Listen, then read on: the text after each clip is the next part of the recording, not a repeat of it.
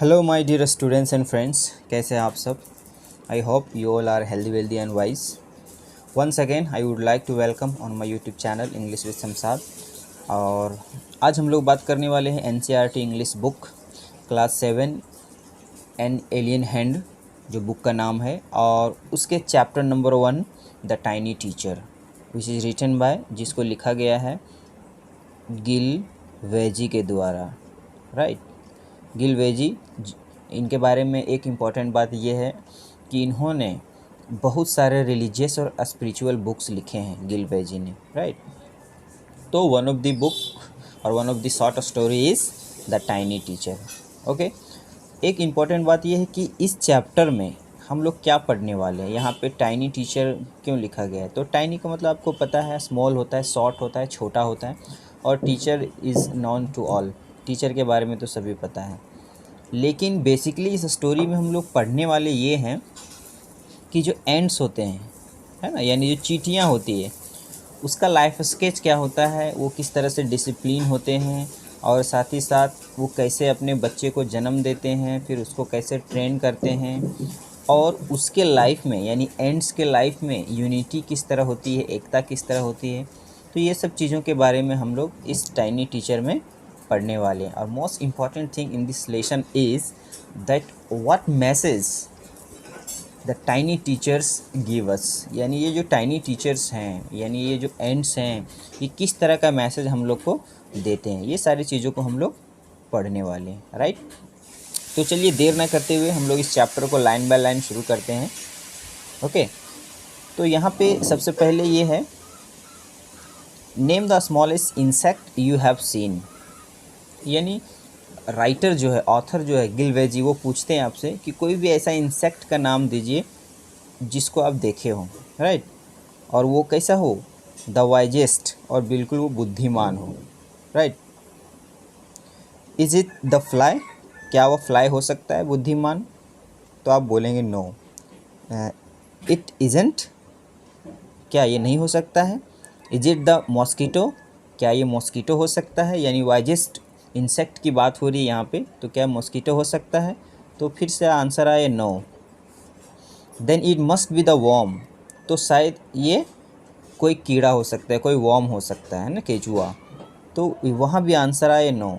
और ultimately writer लिखते हैं नन ऑफ दिस, ये जो 3 एग्जाम्पल है, फ्लाई, मॉस्किटो और वॉर्म, इन लोगों में कोई नहीं है wise. Right, it is the ant, और finally the writer has written here it is the ant, यानी वाइजेस्ट कौन है, एंट है, यानी चींटी है।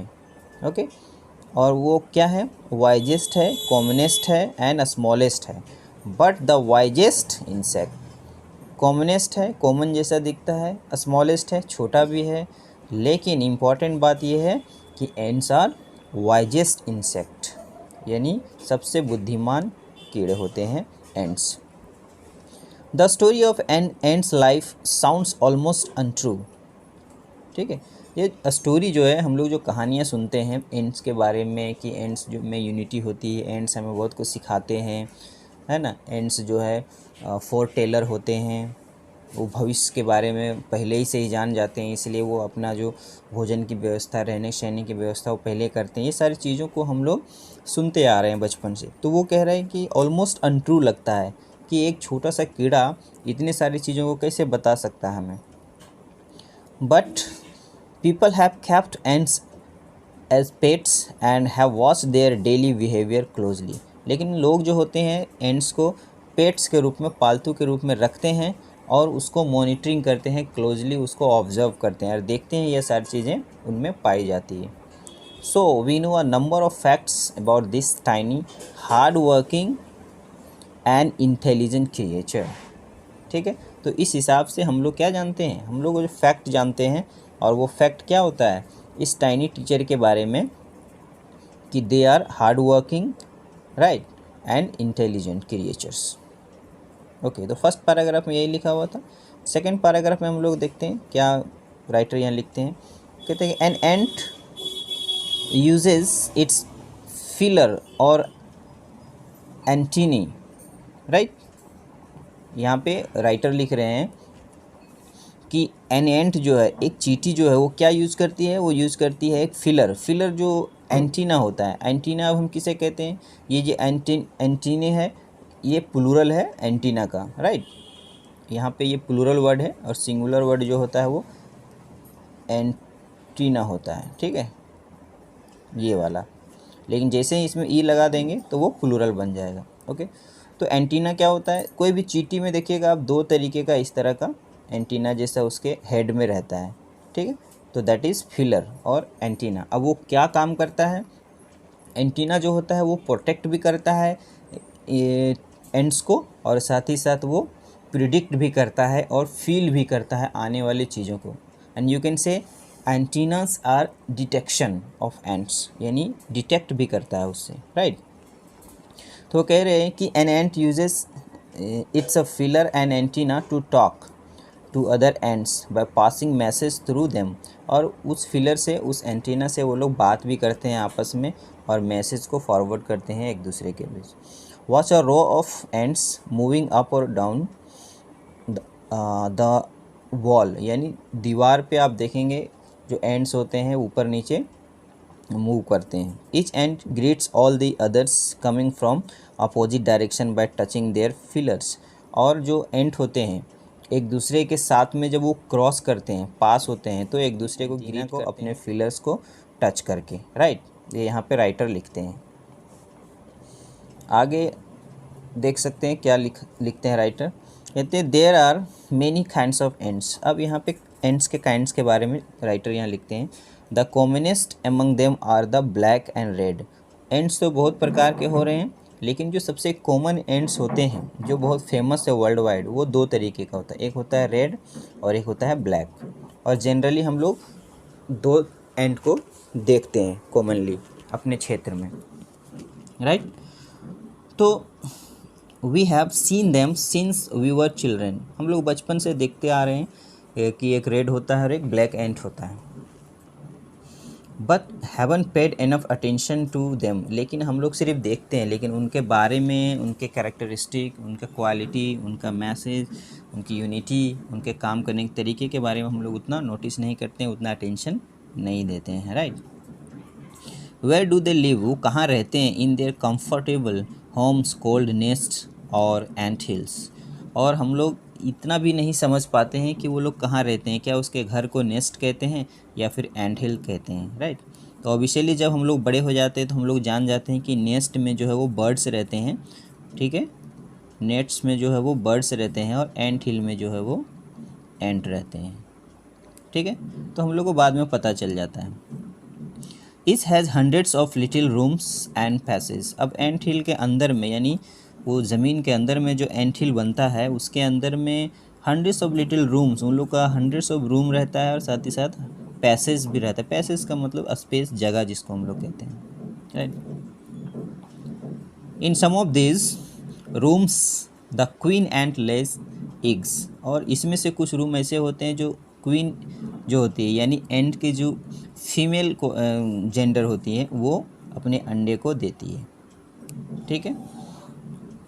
Others are nurseries for the young ones called grubs, right. और जो अदर एंड्स होते हैं, वो जो बच्चे पैदा होते हैं उसको वो लोग नर्चर करते हैं, यानी उसका देखभाल करते हैं। यंग वंस का मतलब जो छोटे एंड होते हैं, उसको एक और भाषा में ग्रब्स कहा जाता है, राइट। ग्रब्स कहा जाता है, यानी जो एंट जो है अभी अंडे से निकलते हैं, ककून से निकलते हैं, उसको हम लोग ग्रब्स कहते हैं। वर्कर्स हैव देयर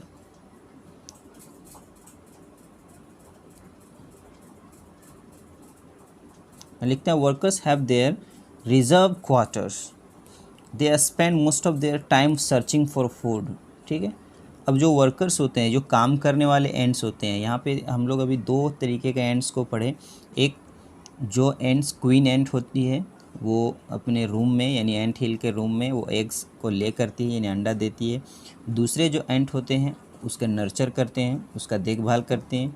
और जो तीसरे प्रकार के जो एंट होते हैं उनका काम होता है वो रिज़र्व करते हैं, ठीक है, वो क्वार्टर को रिज़र्व करते हैं। और वो लोग क्या करते हैं, वो फूड को ऑब्ज़र्व करते हैं, फूड को सर्च करते हैं और उसके बाद उसको स्टोर करते हैं, उनका काम होता है, right. Some rooms serve as a store houses for the food और सोल्जर्स हैव सेपरेट बैरक्स। अब जो फूड के सर्चिंग में जो लोग रहते हैं, यानी जो एंट रहते हैं, वो लोग का अलग रूम होता है, और कुछ रूम को वो लोग जो है स्टोर हाउसेस, स्टोर रूम के रूप में वो लोग यूज़ करते हैं। साथ ही साथ कुछ उसमें से सोल्जर्स होते हैं, यानी कुछ जो प्रोटेक्शन करने के लिए होते हैं, उसका एक अलग बैरक होता है।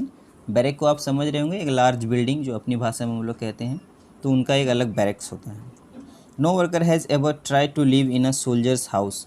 कोई भी वर्कर जो काम करने वाले होते हैं, है ना, वो लोग सोल्जर के हाउस में लिव नहीं करते, यानी नहीं रहते हैं। No soldier has ever gone out searching for food. और जो सोल्जर जो होते हैं, एंट्स के ग्रुप में जो सोल्जर्स एंट होते हैं, वो लोग फूड के लिए टेंशन नहीं लेते, वो लोग फूड का सर्चिंग में नहीं जाते हैं, यानी सबका अपना अपना काम बटा हुआ है, राइट। कितना यहाँ पे डिसिप्लिनरी यूनिटी है एंड्स के लाइफ में, वो चीज़ों को यहाँ पे नरेटर बहुत अच्छे से बता रहे हैं, राइटर बहुत अच्छे से लिखे हैं। फिर आगे वो लिखते हैं कि नो वर्कर और सोल्जर और क्लीनर हैज़ एवर हार्म्ड अ गर्व। और तीनों जो है, चाहे वो वर्कर हो, चाहे वो सोल्जर हो, चाहे वो क्लीनर हो, तीनों जो है कभी भी ग्रब्स को हार्म नहीं करते। यानी ग्रब्स का मतलब वो जो स्मॉल एंट होता है, जो जस्ट अभी एग से निकला होता है, जो अंडे से निकला होता है, राइट, उसको कोई भी हार्म नहीं करते हैं।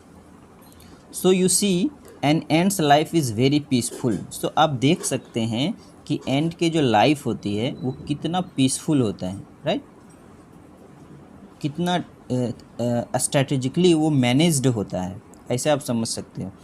इस does its share of work intelligently and bravely. और सभी लोग अपना अपना वर्क जो है काफ़ी अच्छे से इंटेलिजेंटली करते हैं, और साथ ही साथ काफ़ी ब्रेवली यानी बहादुरी से करते हैं।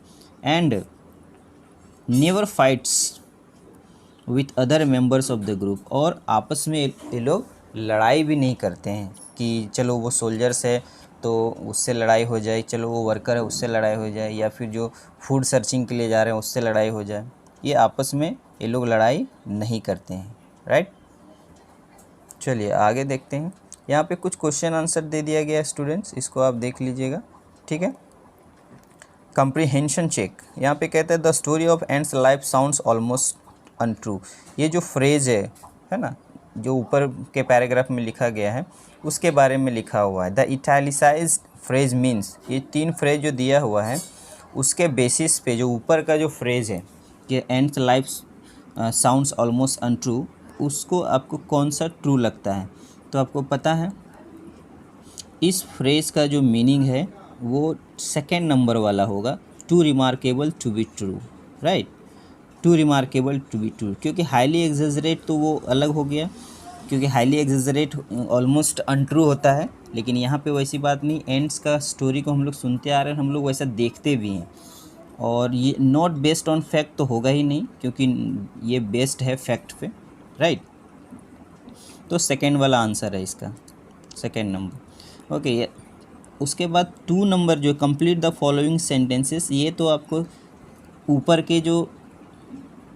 ऊपर में जो ये पैराग्राफ है उससे आपको मिल जाएगा, राइट। जो हम लोग अभी ऊपर के पैराग्राफ पढ़ें उससे आपको मिल जाएगा, क्लियर। चलिए आगे देखते हैं। थर्ड नंबर का भी वही है। थर्ड नंबर जो question, in what way is an ants life peaceful. कौन से तरीके से आप समझते हैं कि उसके लाइफ जो है पीसफुल है।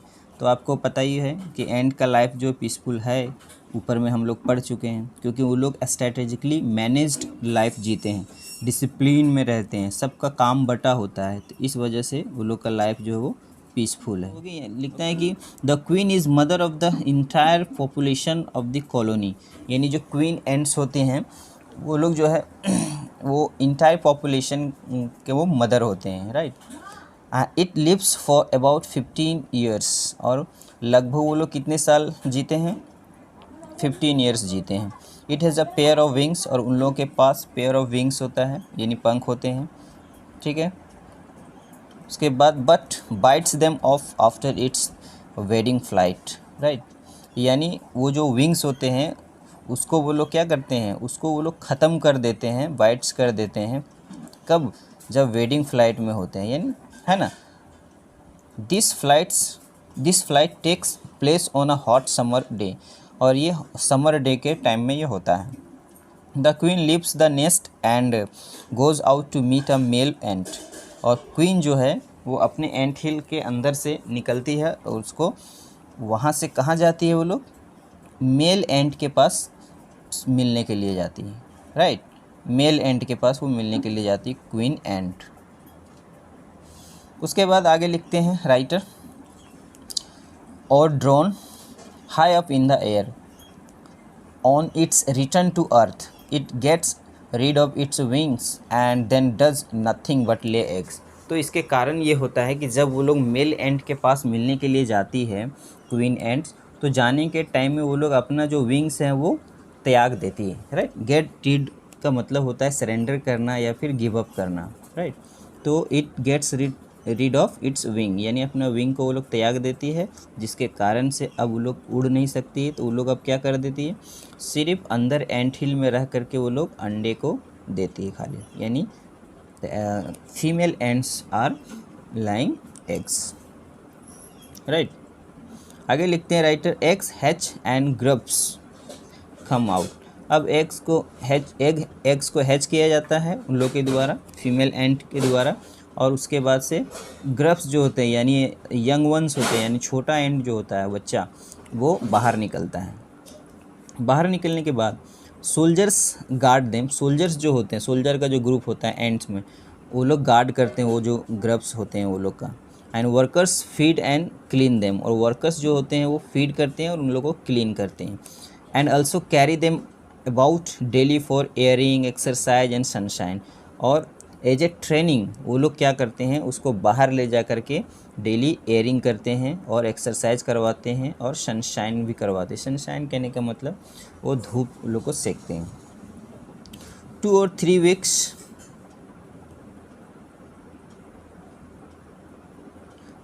वीक्स लेटर, 2-3 वीक के बाद ग्रब्स बिकम ककून, राइट।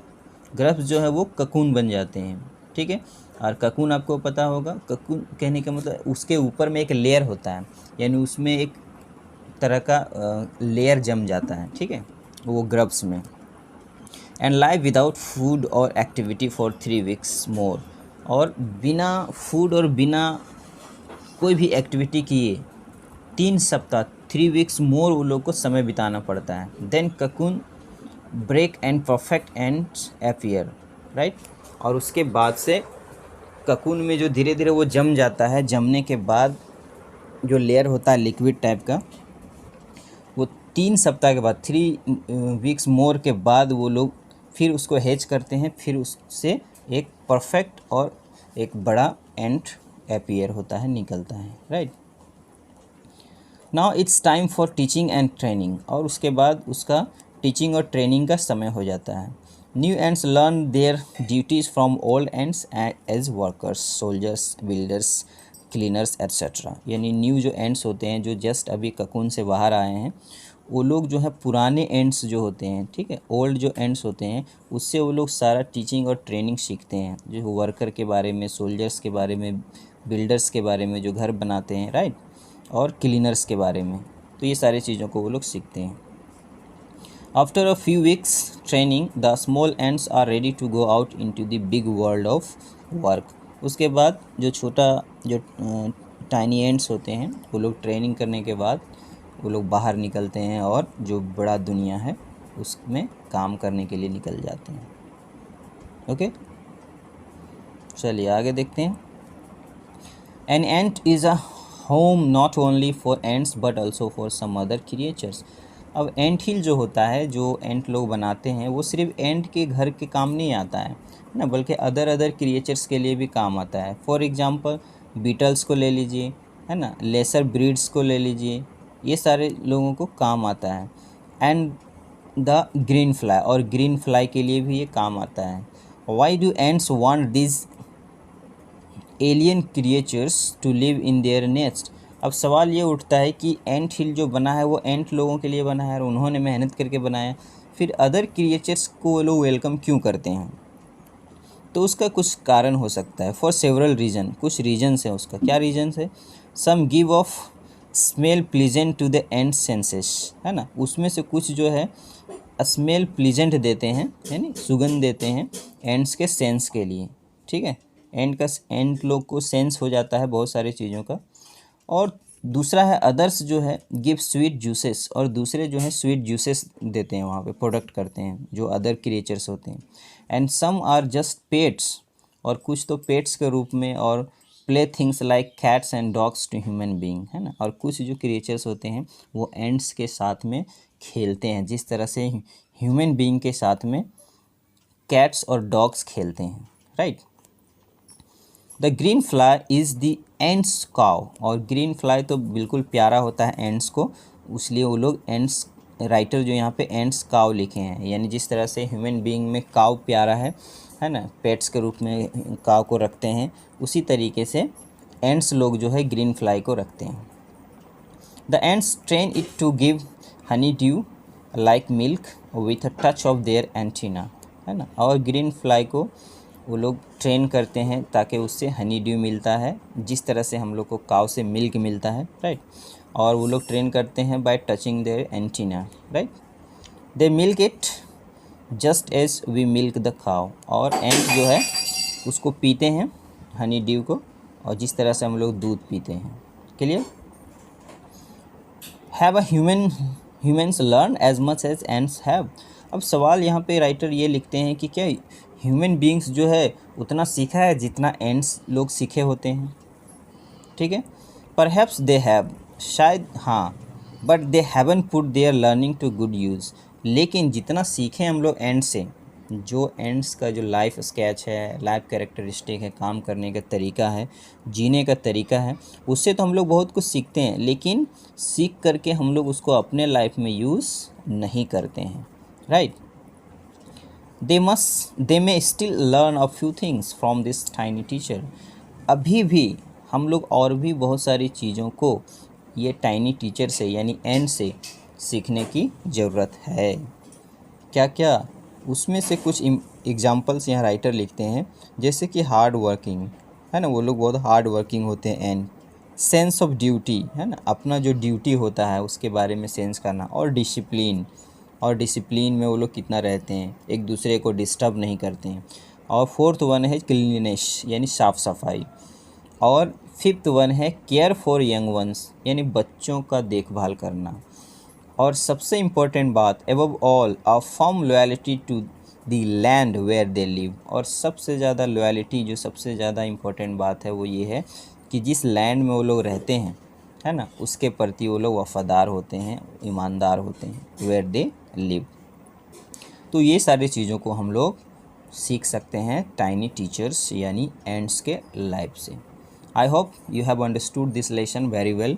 और कुछ वर्ड मीनिंग्स जो मैंने बताया, you should write in your notebook and learn the answer question of the lesson. Next video will come with new topic. Until then, I would like to request subscribe, share and hit the bell icon so you will get the notification for upcoming videos. Have a good day.